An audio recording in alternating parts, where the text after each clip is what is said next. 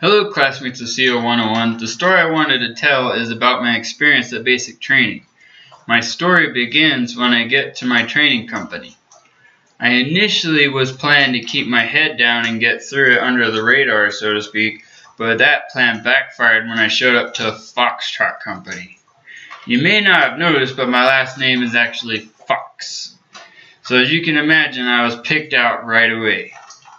After our initial brief as a company, I was noticed by a drill sergeant that was yelling at other privates to put on their PC, which is a patrol cap, as they went outside. As I went through the door, I already knew to put on my PC, and the drill sergeant noticed my name tape and said, "How about that? We have a Fox and Fox company." And all the other drill sergeants laughed about it. He then instructed me to stand by the door and make sure the other privates put on their PCs as they came out the building. I even yelled at some of them. I knew then why drill sergeants yell so much during the first few weeks. Going into the other weeks of my training, I experienced the gas chamber, where we stood in a line, put on a mask as they activated CS gas. You noticed right away if your gas mask wasn't sealed properly, and it tasted like Tabasco sauce, and you could feel it all in your nasal passages. The gas chamber was not the most pleasant experience I had. Sometimes after that, we started weapons qualification.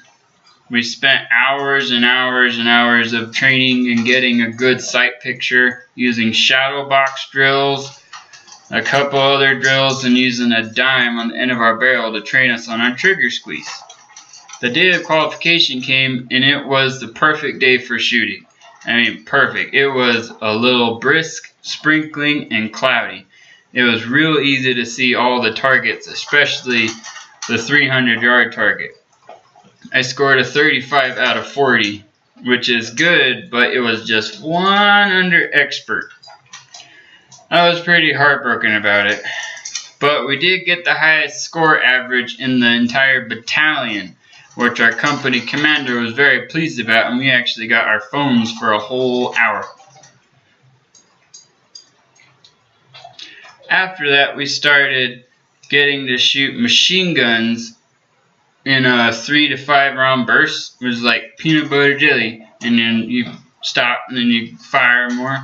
And then we got to shoot big chalk rounds out of a M203, which is a M16 equipped with a grenade launcher, and an MT4, which is like the big shoulder grenade launcher, and it fires like a little tracer. You can see where it goes, and that was cool. But the two highest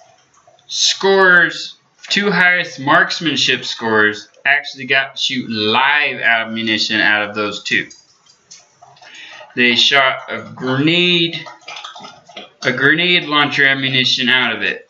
That was cool. And then the MT4, they said backblast area clear, and you got to see 2 rockets simultaneously being shot at a tank. It was funny because it didn't even hurt the tank much at all. You use those really for like say there's a sniper tower, and then you just shoot one of those up, and then it takes them out. And the last field training, and one of the last things is our field training exercise, which is called FTX, where we did a lot of training. And the best part, at 3 a.m., we started a 10-mile ruck march. That's with our M16, full battle rattle, heavy pack with all our stuff in it. And we get down after a couple hours at like 6, 7 a.m. we get to a spot where we're actually like ceremonially soldiers, and that was pretty cool. And our company commander talked to us a little bit in that. And then shortly after that was pretty much graduation. I got to see my mom and stepdad after 10 weeks of basic training. This experience of basic training, I probably wouldn't be where I am today if if I didn't go to join the military. There's a lot of good stuff that came out of it. Okay.